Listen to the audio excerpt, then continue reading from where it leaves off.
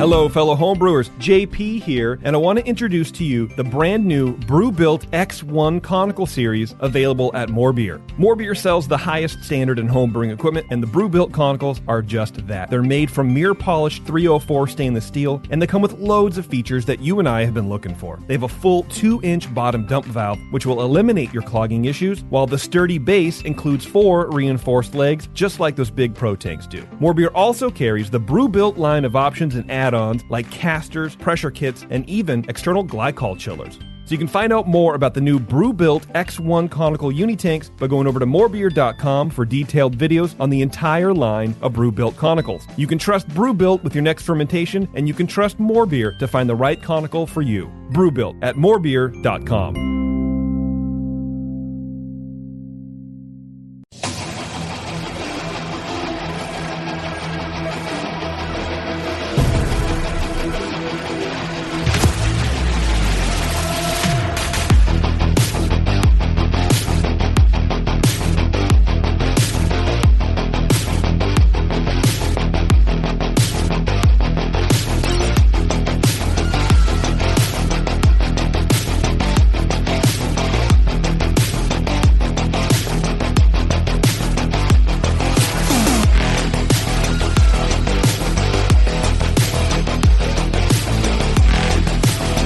Welcome to the session, everybody. Thanks for joining us here on your favorite podcast. I know it's your favorite. I can tell by the look on your face.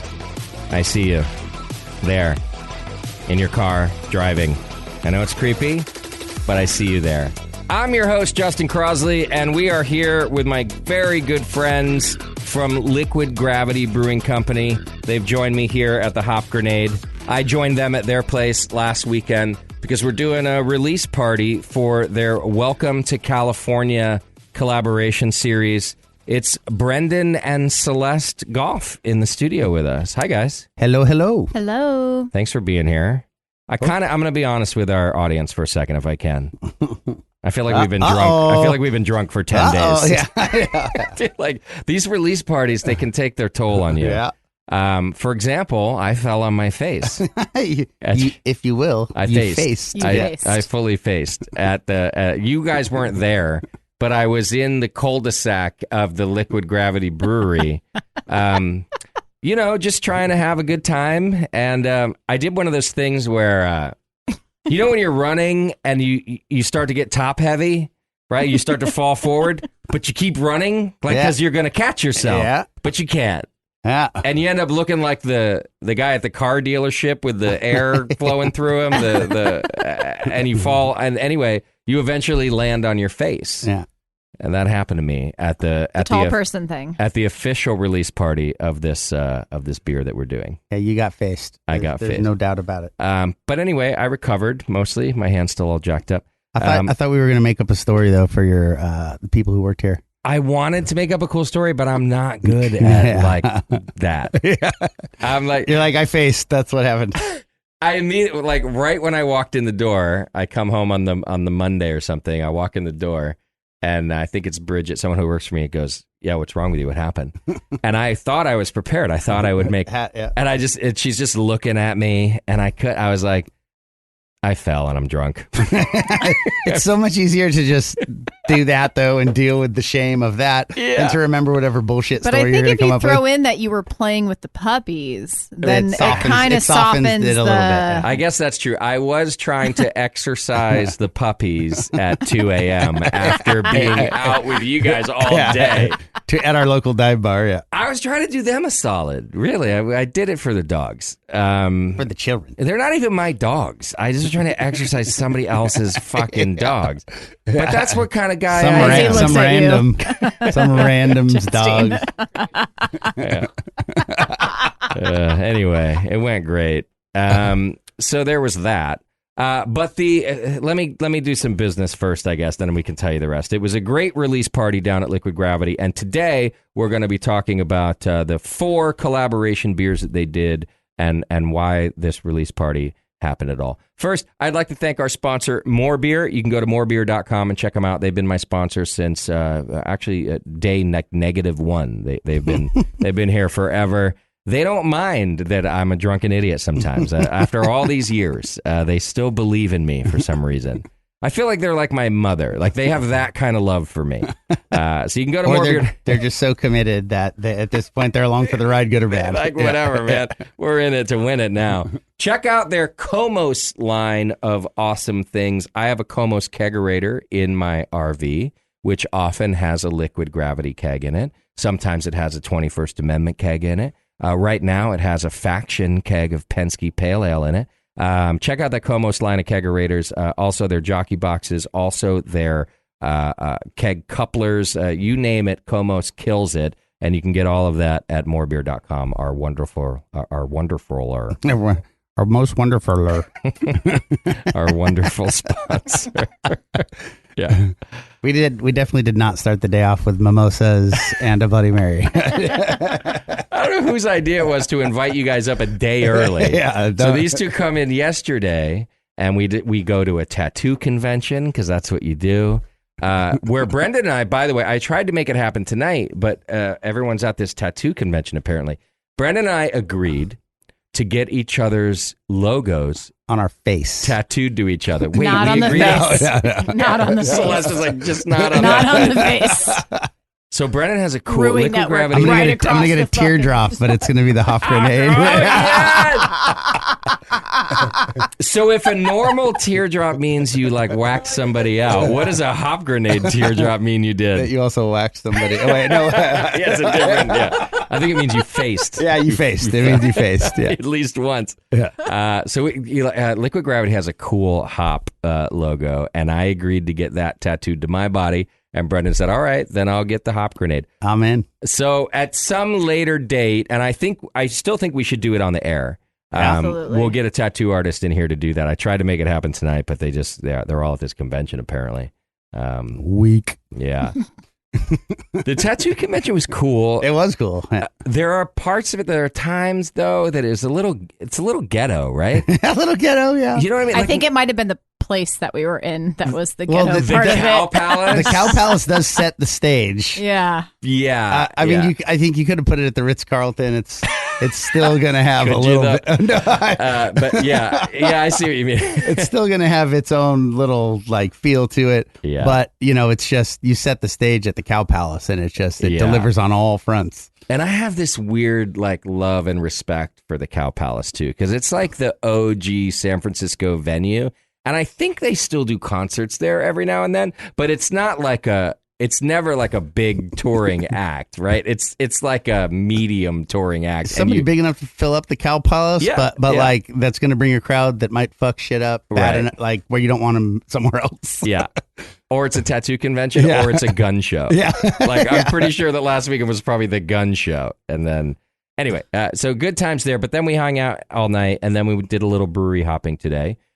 We went to our friend's brewery at Ghost Town, and Ryan's here hanging out with us today. We went to your Laurel spot, your new beer garden in Oakland. Which is incredible, by the way. It's so cool. It is. So it's a concept that I really like, where everything's outdoors, like obviously beer garden, but you do like some containers. You're basically recycling shipping containers to use as different parts of the effect. And it's a concept I've been wanting to do myself for a while, so I'm a little jealous, I'm going to admit. But you guys are like, Oakland's your spot, and you opened it just kind of across town in Oakland. I hadn't been there yet. We went today. I loved it. Yeah, it's cool. Yeah. Amazing staff. Amazing staff, amazing beer, and I'm just going to throw this out there: the coolest sign in the beer game. Mm-hmm. It's like this old school, like It Art is. I love Deco it. diner sign Yeah. that actually has a rotating feature. Yeah, like it's just so cool. think of like a 60s, even 50s like sign, where it rotates. Usually it would say like, I don't know, beef jerky or something, or like milk. Yeah. I don't know what. But now it says Ghost Town, which is super cool.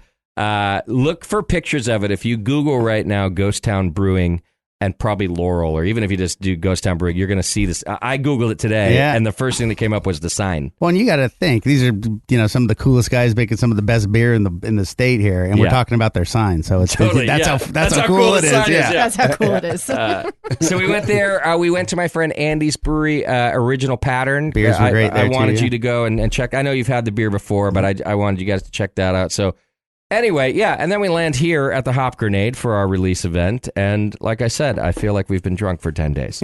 That's just kind of how that's about where I'm at as well. All right. You can support the show and our activities that I've just described to you by donating. Just hit the donate button on our homepage. And a lot of you have been doing that for so long and so many years. And I think I said it last week on last week's show. You have no idea how far that goes and how much you've helped me and my career and keeping this show alive. So thank you all for doing that, and you can still do it by hitting the donate button. If you don't want to do that, that's okay. You can do your Amazon shopping like you normally do. Just click the Amazon link on our homepage, and then just shop away. You all shop at Amazon. I don't trust anybody who doesn't shop at Amazon. I also don't trust anybody who shops at Amazon.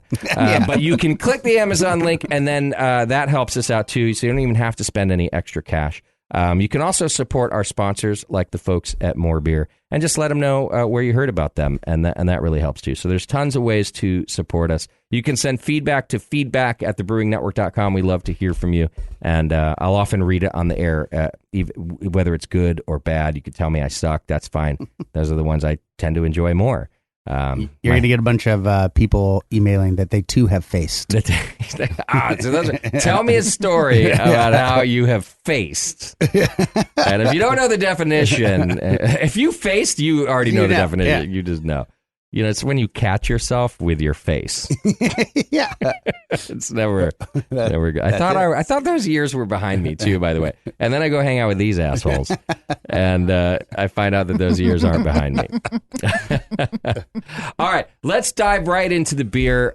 So the collaboration that Liquid Gravity put together a year ago, so this is the second time you've done it, is called Welcome to California.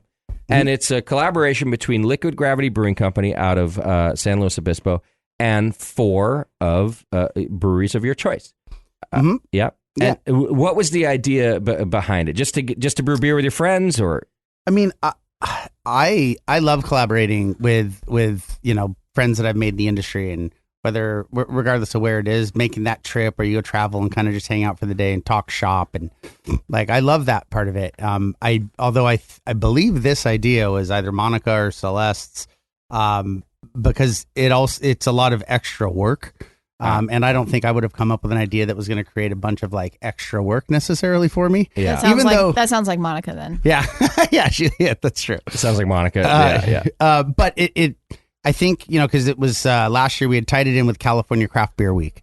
And so the whole kind of concept was to pick, 4 breweries that we're friends with, that we respect, that are making awesome beer, and that we just wanted to hang out with and get them, I think last year when we did it, it was kind of right in one of the COVID windows where it was kind of okay to move, but you could they were still not encouraging hanging out. And so we had done most of them kind of virtual. I think one of the collaborators stopped through on the way somewhere else.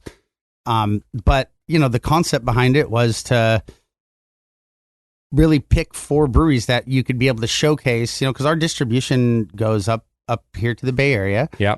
Goes out to the Valley. And we don't, send a ton of beer anywhere, but we cast our net wide and try to get in the best beer spots. You don't leave California, right? We do a little bit.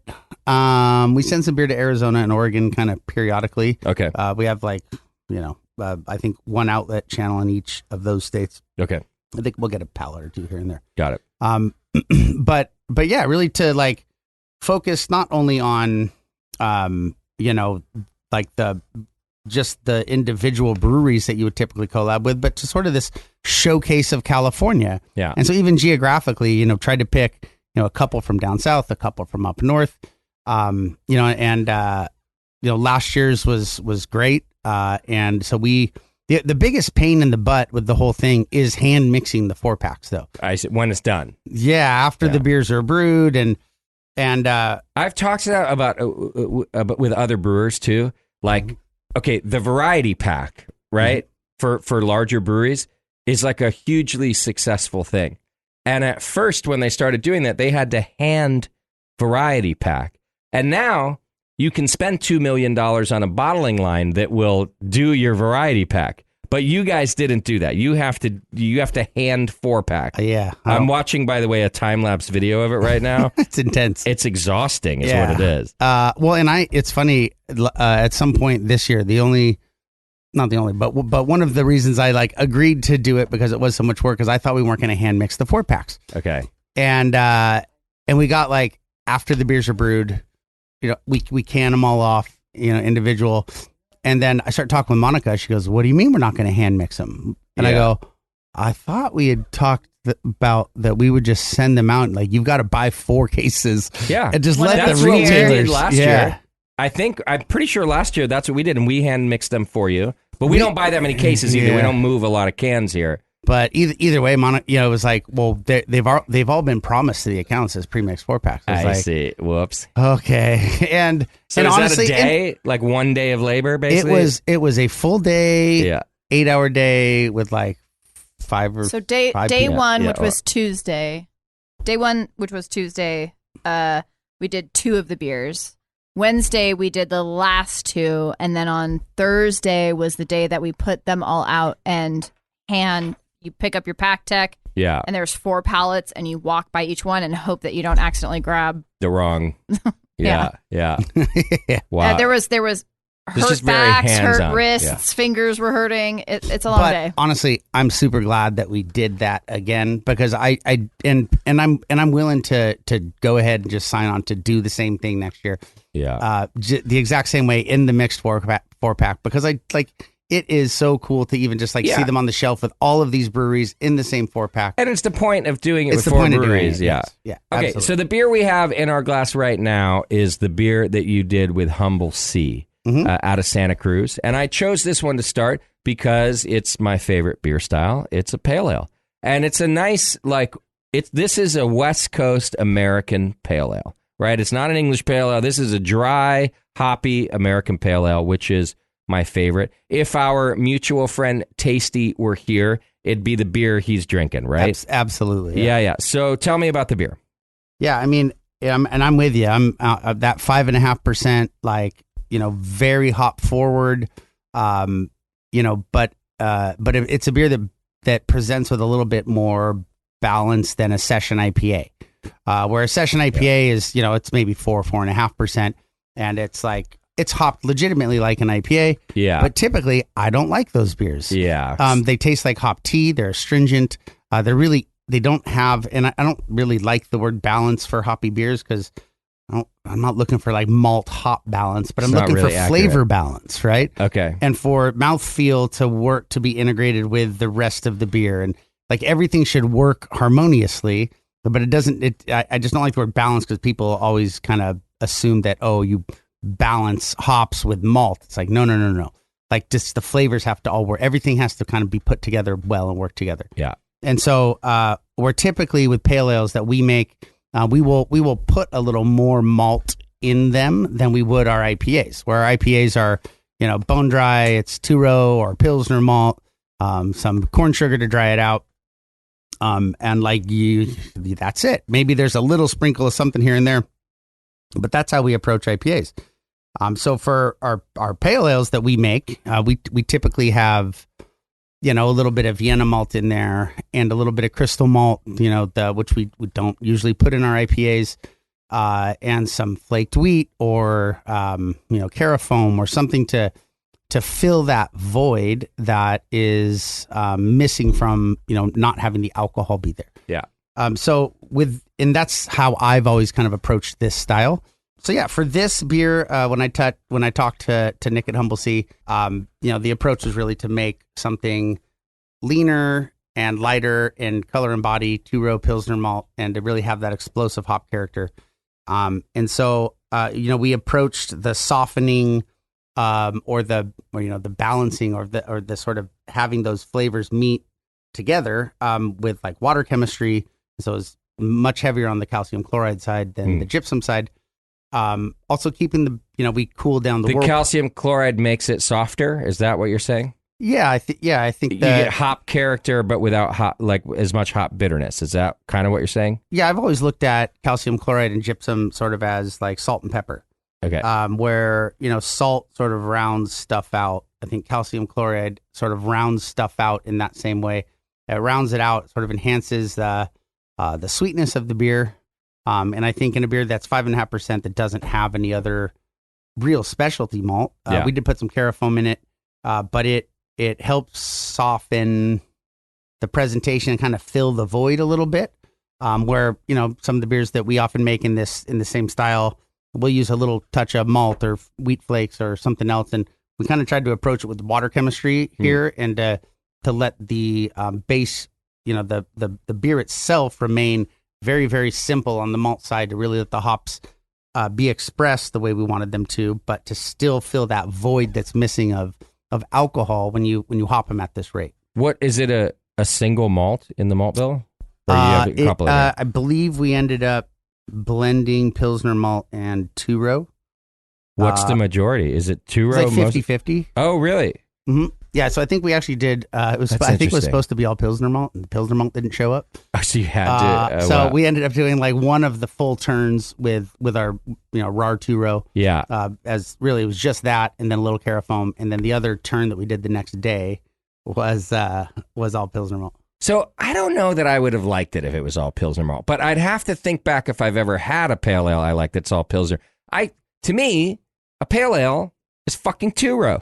Now, but we mentioned just a minute ago too. Like, but Tasty also taught me, and some other brewers, that like two-row with a little bit of pils in there to kind of give it that dryness that I like. Yeah. But an all Pilsner pale ale is not a pale ale, is it? Well, and the concept with and there's when we get to the other beers, two of these beers, this one and I think the Carlsbad one, were sort of experiments. I mean, not that it's really groundbreaking to make a lean malt, pale ale, but we, the idea was to kind of push the boundaries on that, right? And so as things were getting, more dry and people are layering in more Pilsner malt and the malt bills are getting more simplified, it's like, well, let's take the style that may be the most difficult with that approach and really take it to the extreme. And mess with it, yeah. But then see, is there another way? Because there's some really wonderful things about that really light, lean malt profile. It's just missing the alcohol. Yeah. Is there another way to kind of fill that void than the way we approach it? And I'm not trying to, I get that, because you're just having fun with it. So, so I'm certainly not trying to be argumentative. but at that point, then I'm like, oh, it's a hoppy Pilsner, but with an ale yeast. I mean, I don't. Whatever, Brendan. Well, no, I think with the Pilsner we make, if we're making like a German Pilsner, we're using Saphir and Tettnang. Yeah, but that's not a hoppy Pilsner. You're talking like a West Coast. I'm talking about Pilsner. like Pivo, like a West Coast Pilsner. I'm talking about a hoppy Pilsner. Like if you did, I'm just saying, if you did all Pilsner malt. Yeah. So I'm saying I'm glad you didn't. Okay. I'm glad that your shipper failed you and that this has two-row in it. Well, it's probably my ordering, not the shipper. Let's be real. Well, okay. All that aside, it's a delicious beer. Tell me about the hops. I see what you're saying, though. Well, right, because now, of course, I'm still making it complex because I'm saying, oh, now it's a hoppy Pilsner, but with an ale yeast, which makes it not a hoppy Pilsner. So it's apples and oranges, right? Like, okay. Yeah. Anyhow. It's a lean-bodied American pale ale, but we did it is delicious. Yeah, and it really is good. I mean, is it just Cal Ale? Then, to keep it clean? Yeah. Yep. California ale, neutral fermentation on it. Yeah. It's all mosaic in the kettle. Of course it is. Surprise, surprise. Yeah. No hops were harmed in the making of this beer during the boil. Okay. And so we wait till the end of the boil. We cooled it down. Typically, we'll take our cool down steps to about 180, 185 or so. And then add hops. With this one, I think we did take it down colder. And because I really wanted to put that same, load of hops into it, but not have it be as bitter as normal.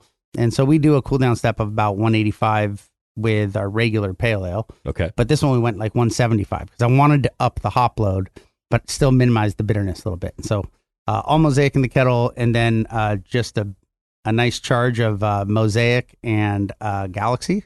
Galaxy. Okay. Which for me, I've had Galaxy years ago that was just amazing. And the last few years that I've come across it has not really wowed me in the same way. And so I was actually finally contacted one of our old suppliers that I really got some good Galaxy from. And had him shoot me a box. I had just had a couple of boxes from other people that were not good. And so when I was talking to Nick about it, I said, hey, I got this Galaxy coming. If I open it and it's not good, I'll call you and we'll figure something else out. But, if it's as good as the stuff I used to get from him, then you'll take it. Yeah. And so I opened it up on dry hop day and it was magical and nice. It's old school hop, but it's a good one. Yeah. It's like old school, but it's a new school, old school. Okay.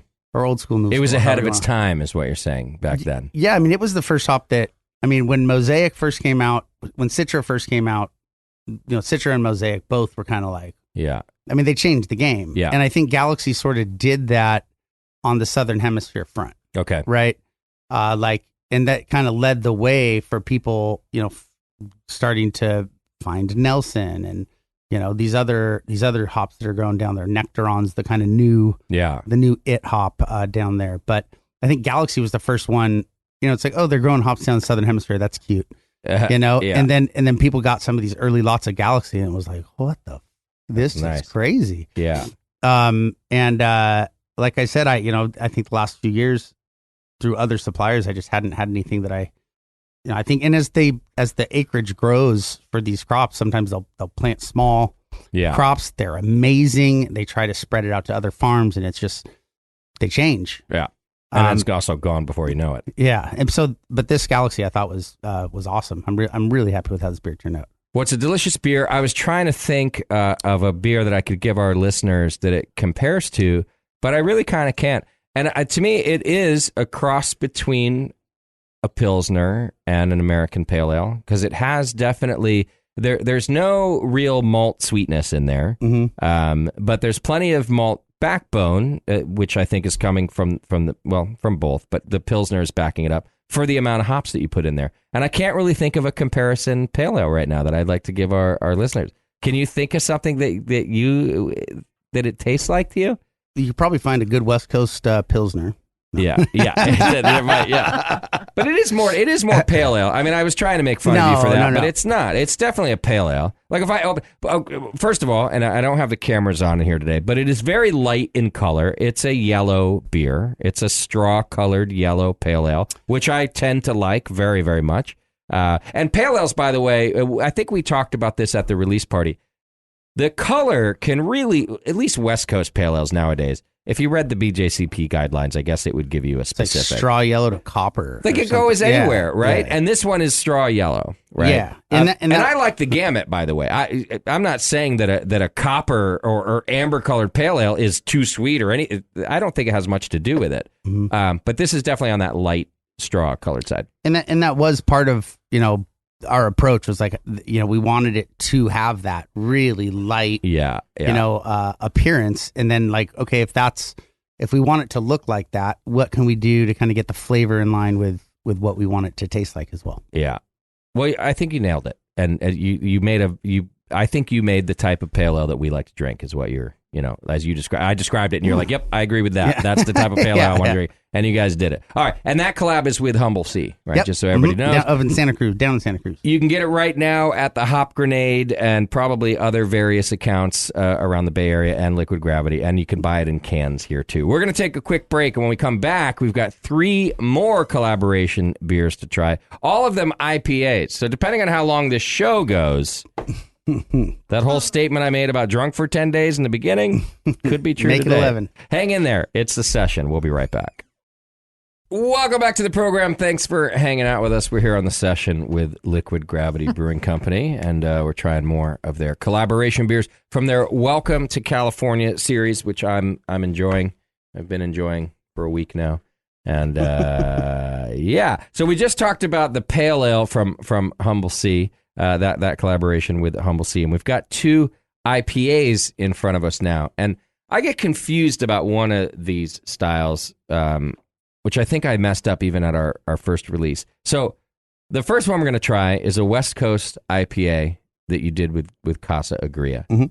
But before we talk that about style that, messes you up. no, It's confusing. it's the one you did with Burgeon. By the way, shout out to Anthony at Burgeon, just an awesome dude. This one's called a Juicy West Coast IPA, and that's where I get confused because now that all the Haze Bros are around and at my bar, and I have to serve all that hazy. I mean, I get to serve all that hazy beer. The juicy part throws me off. Like, isn't juicy usually reserved for hazy IPAs, or do I have that wrong? Yeah, well, I think if you think about it in two parts, hazy is the physical descriptor. Okay. When you get the beer, it's cloudy. Physically, it yeah. physically looks cloudy. It's hazy. Okay. I think juicy is an attempt to describe the flavor profile. Okay. So, But they're usually attached Correct. as well, right? Yeah. Like, that's what the Haze Bros like about hazy beers too, right? Yeah. Is that they're juicy. yeah, they're low bitterness. Big dry hop and focus on aroma and flavor, but again, really soft water chemistry and lots of wheat and oats and these things to build the body and to build the sweetness of the beer. But you can do that and then ferment it clean and drop out the yeast and Okay. have it look clear. And But still have the juicy characteristic.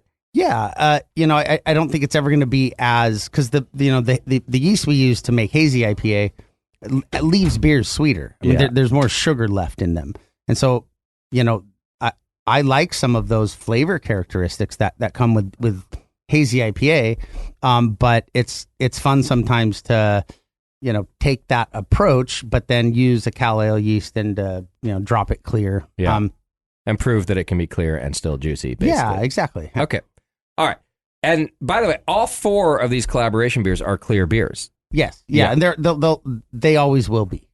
But you make hazy beers at Liquid Gravity. Absolutely. Yeah. We only have really 4 beers that we make year round. Our Liquid Gravity IPA, Miami Heist, Which which is is clear. a hazy. Yeah. Liquid Miami, Gravity yeah. is a clear West Coast. Miami Heist is the hazy double IPA. Yeah. And then we do a Pilsner. Crispy Life. And Pale from the Crypt is a regular in the rotation, but it's Also clear. clear. So why do we do a lot of one-off hazies as well. Then why do you say that the collaboration beers, the Welcome to California, will always be hazy? I'll always be clear. Always be clear. My fault. Because this is the West Coast, and this is welcome to California. I see. So you wanted to stay West Coast. Yeah, I mean, Okay. that's where we're at. So the 4 brewers then did they get to pick their own style So- of beer to brew with you? We no, there was the Wheel of Death this year, and so we actually had a little wheel that we spun. I picked a name out of the hat for the brewery, and then spun for the style that they'd get. Okay. And one of them was Juicy West Coast. One of them was all the beers that we made. The wild card in there was that I did have like one triple IPA sliver on the the wheel, and they're great, but I'm not going to drink You a don't wanna bunch of brew, triple IPA. Yeah. And And it's tough to put in a 16-ounce can. yeah, but I did want the sort of drama that it could happen. But you okay, and so you also, other than that, you did sort of stack the deck. Like, it's not like you put Hefeweizen or You're right. or like what do they call these pastry stout? Like Right. that No, wasn't they on were the all wheel. West Coast. Okay, hop so it was forward just a beers, matter yeah. of which awesome style everybody got. Yeah. except potentially this triple. Yeah, which I mean they're great. I'm not going to drink a bunch of 11% triple IPA. Yeah. I might tonight. But Yeah. other than that's just to get over yesterday. But I have had some, I've been thinking about this a little bit, and it's like, I think what could be fun too would be just to pick single West Coast IPA. Everybody, the 4 collaborating brewers next year, everybody will brew a straightforward single West Coast IPA. And essentially each brewery would submit their own recipe instead of kind of collaborating, working together.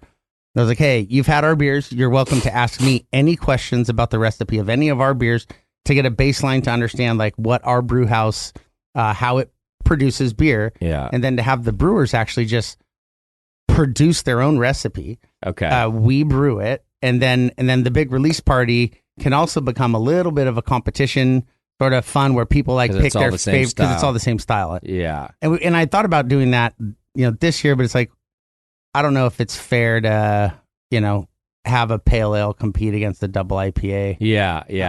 And so, anyways, Right. just kind of thoughts moving forward. But this year was the hat pull for the brewery, and then I spun the wheel and stacked the deck to make sure that we'd get awesome West Coast style hop forward beers. Okay. So the one in our glass in front of us now was a collaboration with Casa Agria, which they're out of San Diego? Is that where Oxnard. Oxnard, okay. Like the ghetto San Diego. So all the surf, none of the cool. I'm from California. I'm allowed to make fun of all of California, by the way. So you listeners, you don't get to make fun. I do. Yeah, and Casa Agria is one of our Southern California breweries. So Yeah. as you're going down kind of towards LA, they're like between Santa Barbara and LA. Yeah, It's right next to Ventura. Okay. And Eric, And they got West Coast IPA. yeah, is their style, yeah. Yes, that was honestly Just straight up. the easiest thing to come up with. I think we actually did blend some Pilsner malt in with the 2-row with this as well. But when I talked to Eric about it, It's a good beer. Do you filter this beer? we don't filter anything. No. It's so crystal clear. Yeah, So West Coast. Yeah. It's Yeah. hella West that Coast. thing is what you hella wanna West say Coast. about it. Yeah. It is. Yeah. But yeah, when I talked to him about this one, it was like, hey, let's not try to get too cute here. Like, we got single West Coast IPA. Let's try to make what we consider, sort of the modernized version of this really classic and iconic style. And so it's, really simple malt base, little dextrose to dry it out. Water chemistry balanced towards the gypsum side to help the hops punch a little bit. We did put a little bit of a bittering addition. I believe it was actually a first wort addition. Okay. And then, big whirlpool that we also did the cool down step on. Of what? What's the hop? I'd have to look back. I could probably guess that it's Mosaic and something. There's got to be some Mosaic in there. So just let me say this. I said it at the release party too. I haven't released that audio yet, but Brendan does not, I want to say does not know how, but it's more that he refuses to make an IPA or potentially a pale ale, probably too, but mostly an IPA, absolutely refuses to not have Mosaic in it. Accurate. And he's tried. He's actually tried. He's Yeah. I mean, have you- attempted to do it. Yes. But then at some point in the brew, he finds himself compelled to go find a bag of Mosaic and still throw it in the here- beer. Yes. Your staff even asked. I know. Well, okay. Here's the deal, though. Okay, they already know that this is. They already Are know. you sure you don't Hold on. want To be Mosaic? fair. To be fair. To be fair. To be fair. Yeah. I often go in with the intention of not using it, and That's what I'm saying. I mean, first of all, have you had Mosaic? It's fucking awesome. Right, It's yeah. fucking awesome. Of course, but come on, don't be a one-trick pony. He's the best one-trick pony, though. No. I would argue that the Mosaic is the pony. Okay, you can teach it to do tricks, but without it, you don't even have a fucking pony, There's man. no circus. There's no nothing. Yeah. But because my No staff rodeo. knows that, I'll go into this going, hey, we're gonna do this. In fact, the Ryan's here from Ghost Town, the beer we were gonna make that we did make a few months ago was gonna be an all strata beer. It was Killer Strategy, right? Or was that the one we made? I can't remember. No, we did the Nelson one. It was the Nelly of the Beast. Nelly of the Oh, there you go. Okay. And we weren't going to put any Mosaic in it, I think. And then at the last minute I did. And Surprise. but because they know that, it's almost like they egg me on. They'll go, hey, are you sure you don't want to put any Mosaic in there? Right. Yeah. And I'm like, yeah, I'm sure. It's gonna be fine. I mean, well, is there like a loose bag? You know, it's like, Well, if listen. you ask me long enough, eventually, yeah. Well, all they had to do was mention it once. That's probably what happened. Okay, listen. Also, I'm not mad at your decisions. I Mosaic is fantastic. You're right about everything. I do just find it funny. And by the way, you're probably not the only brewer like this. I like that you just everybody making good beer. You self-admit. You're like, oh, an IPA without Mosaic is just not an IPA. Well, and before that, it was Simcoe, right? Like when Pliny was in its heyday, but even like Citra hadn't even come out yet. It's like Simcoe. Yeah. If you made a West Coast IPA without Simcoe back then, like, what are you doing? Yeah. And I think Mosaic has kind of become that hop. Okay. So this has Mosaic, and then what else? I'm sorry. Sorry. No, it's okay. Well, we did have we had a little plan we were going to try to use some the Incognito, which is that like kind of liquid lupulin. Yeah. And I had gotten some of that in, but again, more of an ordering issue than a shipping issue. So it's not in the beer. No, and we've used it. We've used it a couple of different ways. And I think you can get a really resiny character out of that stuff. Okay. And Eric had just used some. I got some. It may have actually even showed up on time. I think, the more we just thought about it, it was like, I just want this thing to be like the best example, the best foot forward, like as though it's something that we are entering into a competition for the best West Coast IPA that we can make. Yeah. Right. Like, let's do that. That means like all the stuff that, hey, maybe we want to experiment or try this and that. Like, let's save that for another time. Like, let's just make this the best West Coast IPA we could. Okay. But we did blend in. Are you going to tell me about everything you didn't put in the beer? Yes, I'm getting there, Justin. I'm getting there. But we put a little Nelson in, and then both Eric and I are big fans of Enigma. Oh yeah. And really, the only place that we separate is that he will just he loves it. He'll throw a bunch of it in. Okay. And it's a I love the hop, but I like to use it more as kind of an accent hop. Yeah, a little sprinkle, because a little bit of it goes a long way. So I feel that way about Strata, by the way. Mm-hmm. I'm like a not all Strata beer, just a little. That's a sprinkler. Yeah, it's. I think our Strata beer had a little Mosaic in it, but it was delicious. Yeah, But both of us really love that hop. And we had just got some new Nelson that I think was really good. Okay. And so it's, Mosaic has kind of become the sort of staple West Coast hop right now. Yeah. And, Nelson was kind of like the new school hop that came out that's not old school, but it's sort of, it's been around a few years. Yeah. And Enigma is a little newer on the market. I think it's probably been out 3 or 4 years. First beer I actually had with Enigma was Enigmatron from Faction. Great beer. It's and it's 100% Enigma. Yeah. But I think if anybody has access to that beer or is able to get it, that one really showcases like what that hop is.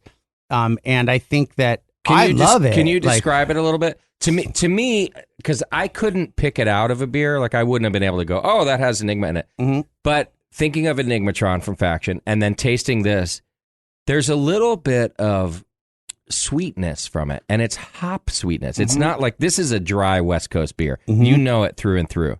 But there's something in the flavor that's just a little tiny bit of sweetness. Is that Enigma, do you think? Yeah, I think it, I think that hop sweetness is sort of a character that I don't know if it's necessarily hop specific, like it comes from Enigma or Mosaic. Like I used to call it Simcoe sweetness. Okay, it was like when you get a little bit of that like sort of candy, like it's just like a candy. Yeah. But then beer still finishes really dry. Yeah. But I always looked at Enigma as having a lot of the classic kind of signature Southern Hemisphere characteristics.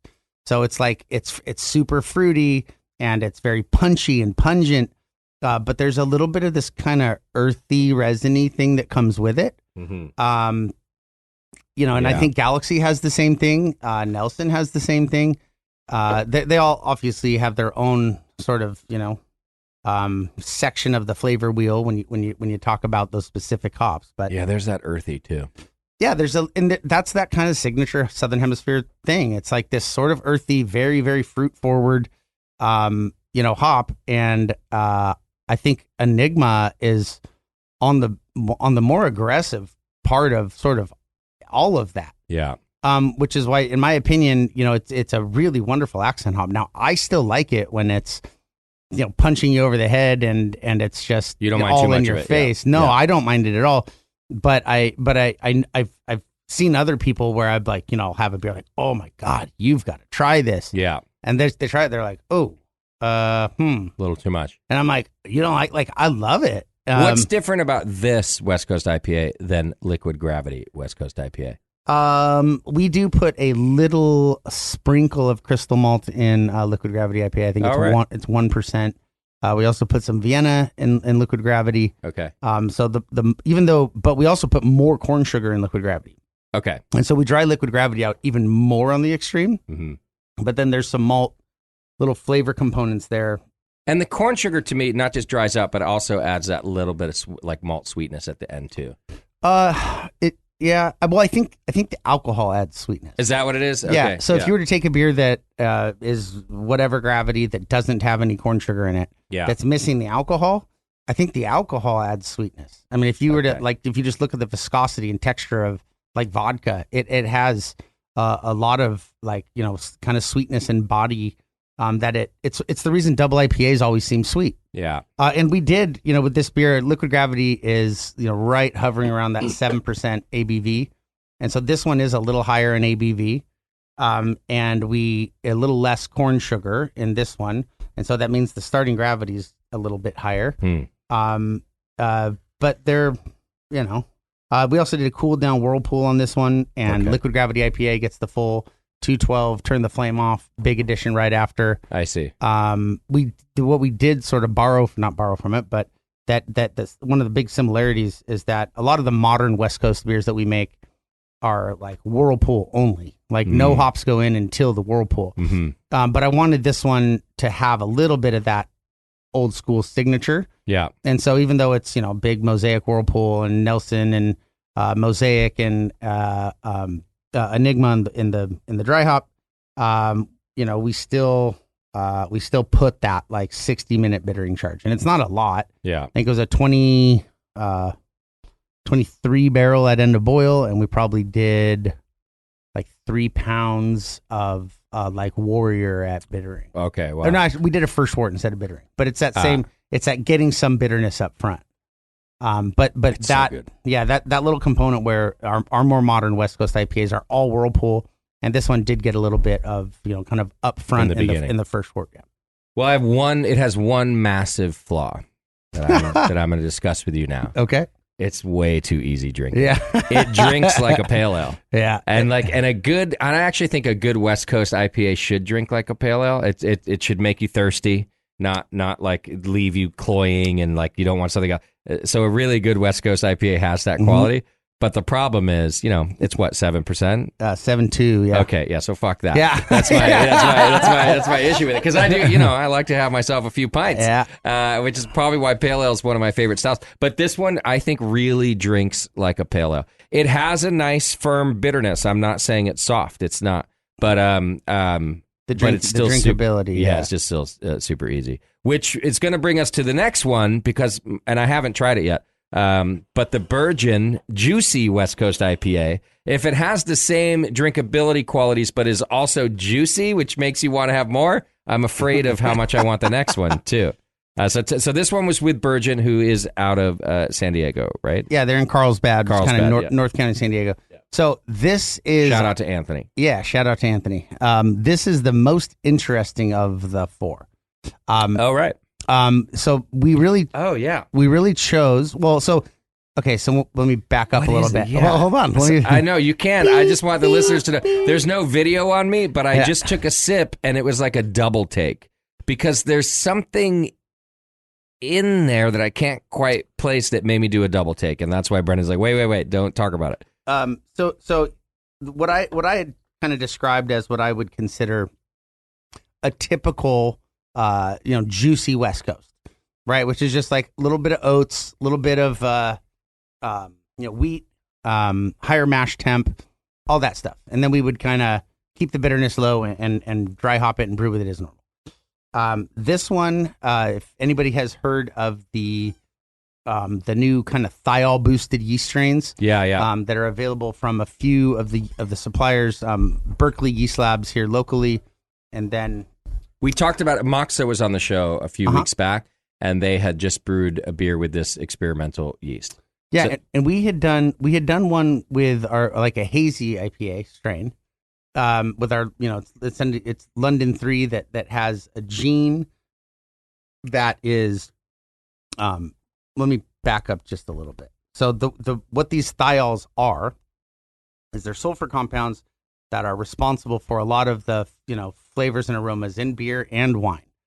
There's a specific gene that wine yeast has, though, that's capable of converting these thiol precursors into the thiols. And so, like where you have Riesling wine and Sauvignon Blanc wine, the grapes don't taste like passion fruit and guava, but the wine does. And so it's because there's precursors in the grapes, and then the wine yeast has a gene that's capable of converting that precursor. I see. And so what they've done, because there are no brewer's yeast that have that gene, and so there is precursor in both the in malt and hops.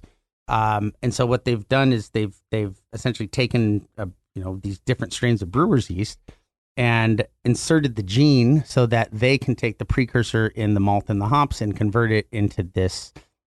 In particular, I think this one was the 3MH thiol. Of course. Which is, of course. Right. Duh. I mean, obviously. So that's the kind of tech talk part of it. Yeah. And so with that information, what we wanted to do with this was like push it as far as we could. Okay. Like let's take all the information about how to get as much of that precursor into the wort. And then use a yeast that extracts it. Yes. Okay.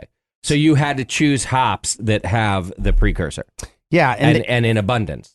Yeah. And traditionally, the hops that they found to have high levels of precursor aren't necessarily the sexy hops that, we all make IPAs with. Yeah. And so they found like Cascade is really high. Love that hop. What are you talking about? Saaz. It's not the cool Saaz boy is another one. I love that hop too. It's a great one too. They're not the cool hops. They're I not the get cool it. hops. But okay. But we found it's a special lot of Motueka. Okay. A New Zealand hop. Yep. Yeah. Which has already got some, really interesting kind of flavor characteristics, being another one of those Southern Hemisphere hops. But it was described as a super thiol lot of Motueka. Okay. And so I told Anthony about it. I said, I'm going to get, a couple boxes of that, and we're going to really see how far we can push that part of this. Okay. And so it's a Cal Ale yeast strain that has the gene. And then we, most of the studies have shown that mash hopping is leading to higher levels of precursor in the wort than Whirlpool or dry hop additions. Okay. And so whatever conversion is happening in the mash is some sort of affecting- enzymatic activity is carrying and pulling more of those precursors out. Yeah. And so we did a big mash hop with Motueka, which is not typical for us on a West Coast beer or any beer. I mean, I've done some mash hopping, but this was like a pretty big mash hop. I think it was around a pound per barrel. Wow. And then How many barrel is your brew house? it's a 20 barrel system. We usually do 23 to 25 barrels at the end of boil. So you put 20 pounds of hops in the mash? Is that what you're saying? That's a lot of hops. It's a lot of hops. Yeah. Yeah. Wow. And then we also hit first wort. Again, they've shown that first wort additions tend to carry more precursor than Whirlpool. Okay. Yeah. And so this was the So smallest. something about these lower temperatures and enzymatic activity happening Mhm. between the mash and the first wort is accentuating these precursors. Yeah, and again, I don't have a really great understanding of it, but the stuff that I've looked at and studied, that's what they're showing. Okay. I can't describe why. Yeah. but I can say that people a lot smarter than me have said that that's what happens. I figured it out. Right. Yeah. That's fine. I'll accept that. Yeah. And then so it was like a very, very small Whirlpool edition. And then the dry hop on it, where we would typically be, at 4 pounds per barrel or higher, or somewhere between 3.3 and 4.4 pounds per barrel. This one is like 2. Wow. Because they've also shown that these higher levels of dry hopping can actually break down the precursor, whether it's being absorbed or otherwise breaking down. They're showing less of that compound in finished beer when the hopping rates get too high in the dry hop. So basically, for a West Coast IPA, you sort of reversed the modern practice, like the practice of the last 10 years, which is like little to no hops in the beginning and a billion hops at the end. Right, and this is like a billion hops in the beginning, but not in a way that gets a bunch of bitterness. It was like even you were like not in the boil, right? So right. So they're more just like steeping. Yeah, the hops are steeping in the mash. They're steeping in the first wort, and then nothing in the kettle, and then no massive dry hop or whirlpool. We put a small amount in the whirlpool, but not a massive charge like you do. So it's really kind of a backwards, yeah. Okay, because it's like, hoppy as fuck. Yeah, still, but yeah, that's right. And it's but it's different. The type. So that's why I kind of did this double take. And the first thing, because I was just looking for a descriptor, the first thing that pops in my head is like pine, right? And so now I'm thinking of like different English hops, like I'm thinking of Chinook and stuff like that, right? But it's not that. But it's not just pine. There's something else I can't quite put my finger on. It's a very juicy, as you're going for, hop forward flavor with almost zero hop bitterness, like not like a hop bite. But you also know it's hops. Like whatever this flavor that I can't quite put my finger on, I know it's not the malt. I know it's not yeast. I know it's hops, but I don't know quite what it is. Yeah, and you know, after having made a couple of these and then this one where we really went, hey, let's learn something here. Like let's push this approach as far as we can. And if I'm being honest, I think that it's a wonderful component to layer in. Yeah. But if we were to brew this beer again, I'd probably put a little bit of a more traditional dry hop in it. Yeah. So it's like I would use that Motueka in the mash. Let's get a bunch of precursor out of that. Let's do a little first wort, small whirlpool edition, and then like hit it with Citra and Mosaic in the dry hop. Yeah. Because we use more Motueka in the dry hop because I was really kind of trying to like make sure that everything that went into it had as much precursor as possible because we were really focusing on that part of the flavor profile. Yeah. And it's but there's something sort of singular about it. Yeah, totally. And that's, I think, and because I'm trying to put my finger on what that something is, and the reason is because it's like the main thing. Right. It's like dominant. Yeah. Yeah. So I can see how sprinkling in some traditional hopping would, it's almost like a cotton candy. There's a little sweetness to it. It's not so sweet that it's cloying or anything. That's why I'm saying it's still a wonderfully hoppy West Coast beer, but it's somewhat singular.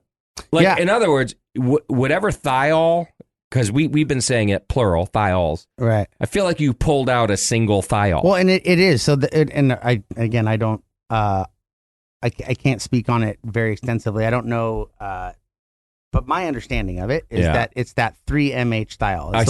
It's the one that's responsible for that like passion fruit guava, like in Riesling and Sauvignon Blanc wines. That makes sense. And I think this is the kind of beer though where I'm like, oh, like when I would do sensory training, when I worked at Firestone and they'd pull us up and they'd isolate these different compounds and go through that whole thing with you, like. When you really learn, like, oh man, this compound is that. Yeah. Like that's when you can take that information and apply it to make better beer. Yeah. And so that was the goal here, was to like, hey, this thing that everybody's, kind of talking about and they're making these beers that have all these other things going on also. Yeah. Like let's really isolate it and pull it out and try to see what it is. Because I think from here I'm like, I know exactly how I'd use this. Absolutely. And it could be a wonderful, wonderful, wonderful contribution into a beer that could use just a little sparkle. Which is great to think about because it's just a great base beer. Mm-hmm. And I'm glad you reiterated passion fruit because when I went back and tasted it, I was saying cotton candy, but actually fuzzy fruits, passion fruit, anything with a little peach fuzz on it. That's kind of what it's tasting like, which has that sweetness. And then, add some earthy to it. Add some, probably some mosaic. I'm not gonna lie. I'm tasting this right now. I'm like, mosaic would go great in here. 100%. Like it's so. I think it's cool that the yeast and the hops you chose kind of made this base. Mhm. and then you just want to layer on top of it. Yeah, but without without that piece of information, Yeah. and really isolating it, it's Yeah. like you're kind of shooting in the dark. You know, it's like, okay, I've used these hops before, and we use this yeast to pull it out. Okay, Yeah, yeah. but there's still so many other things at play. Yeah. I really appreciate being able to try, like, okay, this is really what that thing is on its own, Yeah. without any noise, What's- other than Motueka. I mean, Motueka is the other part of the noise, but again, it's kind of a singular Yeah. thing, and it's easier to sort of. Or it's at least getting sort of outplayed by the other. Yeah. Oh, yeah. Yeah. I got to take a break. But what's this experimental yeast? Can people get this yeast now, or I don't know if it's available to home brewers, but it is Berkeley Labs or something. Or no, even pro brewers who are listening. Yeah, Like, I just want Berkeley Yeast Labs is the one Okay. that we've used for the London 3 strain. It's called London Tropics. that's not this one. That's not this one. Oh. This one is Omega. Omega. Okay. Just want, Uh-huh. because people are listening, they hear all this, and then if they can't do anything with it, Right, So, and what's the all right, for, yeah. so check out Omega if you want to look at this, and just ask them for like the super thiol yeast, basically. Yeah, and they have again. I think even Omega has a Cal Ale version, a London 3 version. So they've got a couple different ones of it. But yeah. Okay. All right. We're going to take a real quick break. And when we come back, we got one more beer to try. And it's from one of my favorite breweries here in the East Bay. I'm reluctant to say so because the fuckers didn't show up for my show. And Steve, I'm talking to you. I don't mind calling you a fucker because I know you and I love you and I love your beer. And I wish you were here to talk about it. But we're going to talk about that double IPA, save the best for last, or the assholest for last. I don't know. You describe. We'll be right back right here on The Session. Welcome back to the program. Thanks for hanging out with us. Somebody's squeaky chair is amazing. Right at the. Did I get it? Nah, it'll be fine. I'll be able to edit it out. Listeners won't even know what I'm laughing I at. feel like from sessions in the past, I always remember you hearing that. I or know, saying but that. I learned how to get it out. Yeah. Okay. Yeah, I didn't know back then. It's always there, but I learned recently how to get it out. Yeah. So, all right, we're still hanging out with Liquid Gravity Brewing Company. We got one more collaboration beer to try. Hey, first, I just want to remind you to check out our friends over at the 21st Amendment. Go to 21st-amendment.com. You know, my good friend Sully, and he's been a supporter of this show for so many years. They make great beer, and they got two places you can check out. Of course, there's 563 2nd Street, just 2 blocks from, it used to be AT&T Park. Now it's Oracle Park, Giants Park. Shit, how the Giants doing right now? They're playing the Dodgers. Let's do a quick Duck the Fodgers. should we do a quick score update? Traffic and weather on the 9s. Let's see. The Dodgers are beating us 4-2. It's over. They beat us 4-2. So that sucks. But you can still go to the 21st Amendment and have yourself a good beer and drink away your sorrows like I would do. Or you go to their San Leandro Brewery and Tasting Room. And check them out. They're good friends and they're good people and they make good beer. All right. So the last beer that we have in front of us is a collaboration that you did with one of my favorite East Bay breweries, Altamont. Can you take that one out too? That sound I can't get rid of. We're just throwing things around here. Now, there's a trio of breweries that I'm in love with in the East Bay. All right. And it's Altamont, Ghost Town, and Original Pattern. Three pretty good choices there. Today we went to 2 of 3 of those. Mm-hmm. And we didn't go to Altamont because they didn't come here. Yeah, exactly. But Altamont is honestly one of my favorite. And I don't know if you guys get like the same hops. I don't know what it is the 3 of you do. But there's something about the hop. If I'm going to drink IPAs, it's always from one of those 3 breweries. I bet they all use Mosaic in heavy quantities. You know, it's that, and it's also, they all use, and I don't know if you guys get it from the same place or what, but they all also use Nelson. Yeah, right? yeah. And I've just grown to love Nelson. Now, you described Nelson in the last beer we tried as like this kind of earthy thing. And for me, what I love about it from you guys, and again, it always matters like what lot of hops you get, but what I love about it from you guys is like the diesel and dank like that comes out. Petroleum, diesel, dank, fruit. Which and I've said this on the show 100 times, so forgive me. I used to hate it. I used to hate diesel and dank, and now there's something about it that I really like, and it's you 3 that just do it so well. And anyhow, so we have an Altamont collaboration beer, and they scored on the Wheel of Death the double IPA. Right. So tell us about this beer. Yeah. So when Steve and I first started talking about this, he brought this up kind of unprovoked. Was that he has this this approach where he likes to put a little bit of crystal malt in these beers to kind of reinforce that hop sweet character. Yeah. And the C word is kind of a bad word in brewing right now with IPAs, where they really don't want brewers don't want the beers to be cloying and sweet and heavy, and so they and that if you put too much crystal malt in your beer, they go that way pretty quickly. And so I when Steve shared that he likes just a touch of crystal malt to help kind of reinforce that hop sweet, that hop candy sort of character. Yeah. I told him, I was like, dude, I feel the same way. And not all of our beers will do that with, but I think as a tool to really pull some of that out, it can be really beautiful. I think it's a good, and one of my favorite doubles on the planet is from them. It's Juice Above the Clouds, and I think it has that same thing. It has a certain sweetness, but the sweetness it's intertwined with the hops. So in other words, it's not just sweet. You don't pull it out as because everybody thinks it's sweetness from the malt, and that's because that's the alcohol and the malt are sort of what provide the sweetness in the beer, and the hops provide the bitterness. Yeah. But to use the malt in a way where it it promotes that sort of candy like character, because a lot of even though the hops provide the bitterness, the aroma and flavor compounds that are pulled out of those hops are like fruits that themselves are sweet. Yeah. And so if you're getting a mango character out of a particular hop, or a guava, or any tropical fruit or citrus, there's a sweetness that your brain associates with that fruit. Yeah.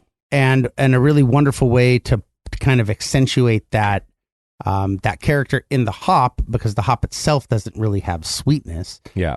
Is to use something and it's a crystal malt in a very small amount to accentuate that. And so this one is, I think it's a caramel malt from Simpson's, which is like a 15 level bond crystal malt. And at what percent? At 1%. 1%. But the difference between 1% and 0%, like you would taste it. You for sure, the beer would present very differently. Okay. Like you'd pick them out in a triangle test. I believe every time, which is why, but that's, 2% would like double that character, right? Interesting. And so on your system, nothing. that's like a bag, right? Is it? It's like half a bag. Oh, it's not even a bag. That's crazy. It's like half a bag. Wow. It's like 27 pounds. Okay. Because the grain load it's probably close to 3,000 pounds. So I've had brewers come in here and say like, yeah, we ain't fucking around with half bags. Yeah. Right. We're just gonna if we're gonna add a malt, it's at least a bag. But you just said if you doubled that amount, so a bag would be 2%. It's the only bag the only grain other than crystal malt that I don't use in full bags. Okay. I'm not going to use a half a bag of Vienna. Okay. I'm not going to use 2.5 bags of Vienna. But this crystal is something else. Yeah. In fact, I've taken that I've really tried to kind of find the line where I like it. Our West Coast, our single West Coast IPA, Liquid Gravity IPA, is 20 pounds. Okay. It's like at least at a half bag, it's like, okay, you use half, then you use the other half. Yeah. But I feel so strongly about, these like 7.5 pounds mattering in this 3,000, or it's a 1,500 pounds of grain per turn. Like 7.5 pounds still matters. Wow. And so.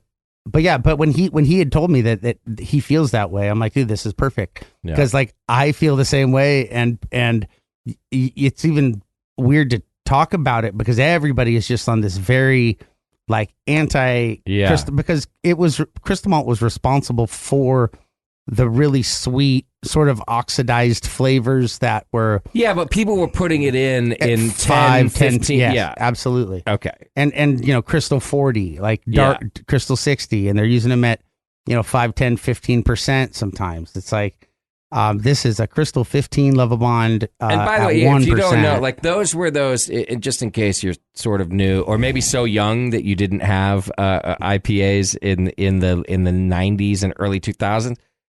they basically turned people off from craft beer after a while. At first, they were like, oh my God, this beer has so much flavor.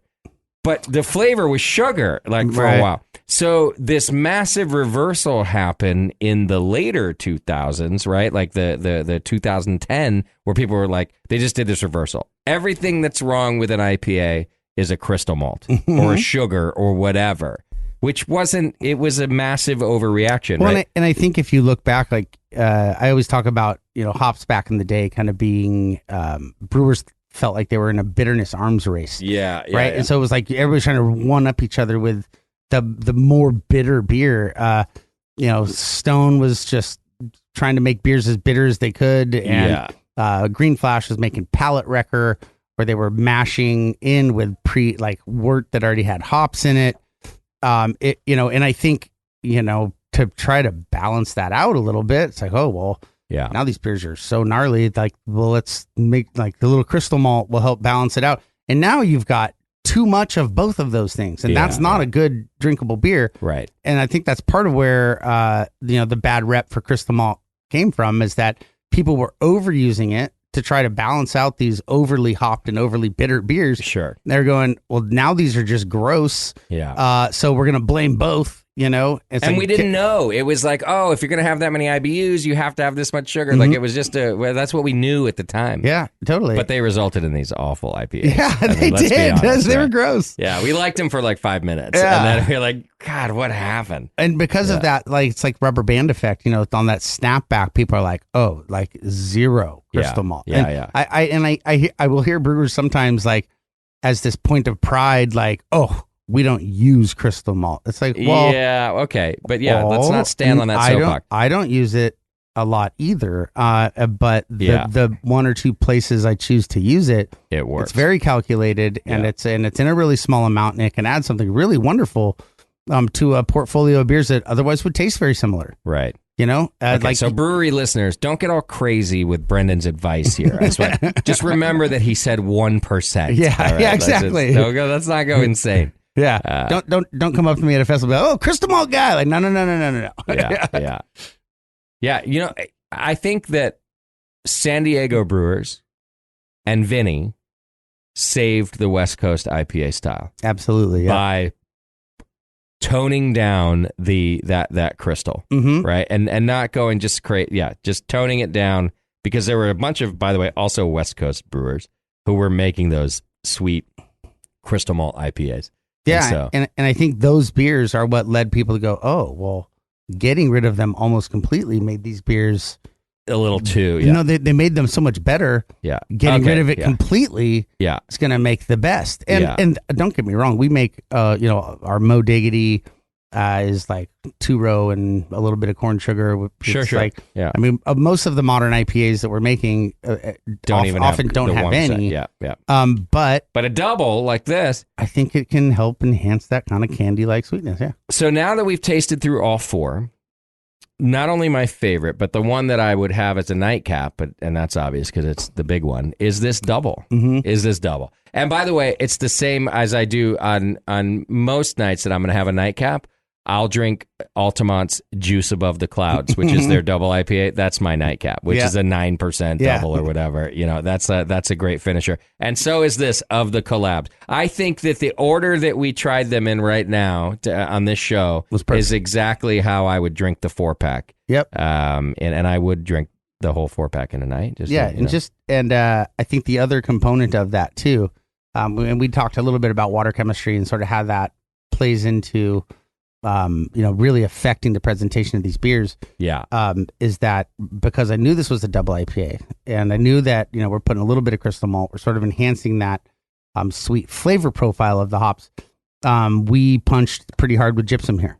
Okay. And so, which is why you get that sweet flavor. And I think why you said, like, this is one of your favorite of the 4-pack and the one you'd end the night with and kind of your nightcap. Yeah. Is that there's that little prickly minerality at the end of the sip that like takes that big bold flavor and it like scrubs it off, and without that then I think the beer can become cloying. And so again, it's like looking at all of the components and saying, okay, well, we're gonna make this double IPA that we want to accentuate the sweetness the hop profile with just a touch of crystal malt. Well, okay, but you better handle that on the back end of the sip with some water chemistry. And so it all really did come together, I think, pretty beautifully on this beer. So it's a great beer. It's fantastic beer. All of them were good. Thank you for letting the Brewing Network participate in the release. I'm looking forward to next year. I'm looking forward to enhancing the Brewers Olympics. We just posted on our Brewing Network Instagram today about 2,000 times a video of the Brewers Olympics. We fixed it, I think. And I've got some more video that I'm going to piece together so you can see that too. And I think we're going to do this Brewers Olympics even more every single year. So thanks for letting the Brewing Network be a part of that and the release and here at the Hop Grenade. You can come to the Hop Grenade and try all 4 beers, probably at least through this week. Plus, we've got some 4-packs that you can take home. So come here and do that. The last thing I want to do before we go is I want to give a shout out and I want to give some love to our friend Bags, Anthony Bags Bagdasarian, who is he's with There Does Not Exist now, and Anthony's a good guy, and he finds himself in the hospital right now, having some issues, having some organ failure. It's a serious thing. And we want to give a lot of love to him. He's got a lot of friends and fans in the industry. And this is an industry that really kind of sticks together. So when we find out something like this, we pull together. There's a GoFundMe page for him already. You can go to GoFundMe.com and search Let's Help Bags, B-A-G-S. We call him Bags.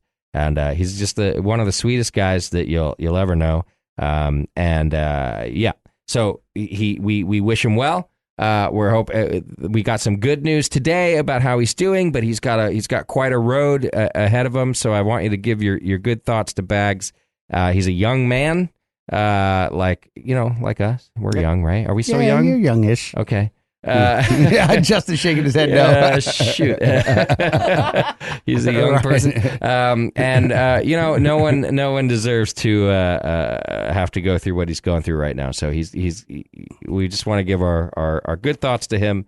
And if you have it in you, if you've got the means, even with medical insurance, when you end up kind of laid up for a while or even at all, especially right now, costs, they really add up. So a GoFundMe is just a great way for people to help out. So go search Let's Help Bags on GoFundMe. And even sharing the page, like everybody has this network of people that, that's not connected to this other network. So every time one person shares it, right, and maybe someone else shares it, right, it can really help reach a bunch of people that wouldn't otherwise have seen it, and nobody deserves, the help and support of the beer community more than Bags. We love him. Bags a good guy. And the beer, by the way, the beer is so wonderful. We just started serving There Does Not Exist here in the last year.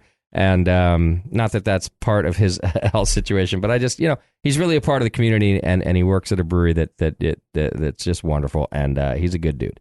So search Let's Help Bags over on GoFundMe, and let's do that. And Bags, if you ever get to hear this, if everyone ever plays my stupid podcast for you when you're all done, we love you and we're wishing you well. And we just want good things for you, man. All right.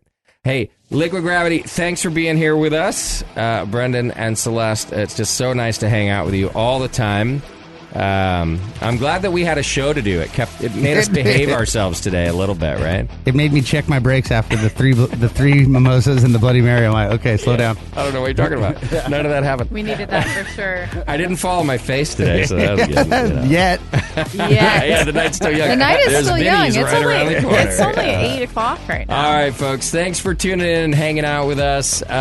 Don't forget to support our sponsors, including More Beer. You can go to morebeer.com and check them out. Don't forget to check out Beersmith, the best brewing software on the market. Go to beersmith.com. That's what we use. Oh, you do? You use it at the brewery. Yep, absolutely. You get a free 21-day trial. So you don't even Ryan says him too at Ghost Town. Oh, at Ghost Town, you use it? Yeah, Brad absolutely. over at Beersmith. And also, he's just a nice person. Check it out. Blickman Engineering. We have so many wonderful sponsors. Sully at the 21st Amendment. So check them all out and support them, because we're not here without it. Thanks, everybody. We'll see you next time. Take care of yourselves and your beer.